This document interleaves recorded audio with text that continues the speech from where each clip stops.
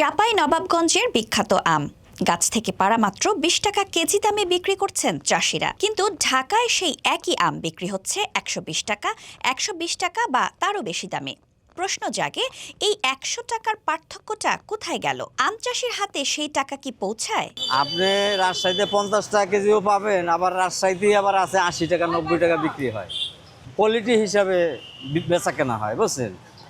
যেরকম এই কারণ বাজার পাইকারি হিসাবে আম বেচে, ওইটার ক্রেডে 3 পদের আম থাকে এক ক্রেডের ভিতরে। আর আমরা তো মনে করেন যে রাজশাহী বাগানে যেরকম বাছাই করে আনতেছি, 3 পদের আমরা আনতেছি না, এক এক পদের আমরাই আনতেছি আমরা, বুঝছেন?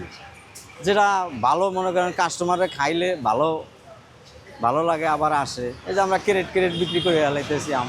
একটা আম ফলাতে চাষির কত খরচ হয়? গাছের যত্ন, সার, কীটনাশক, শ্রমিকের মজুরি সব শেষে লাভের আশায় চাষি বাজারে আম বিক্রি করতে যান, কিন্তু সেখানেই ঢুকে পড়ে মধ্যস্বত্বভোগীর ফাঁদ।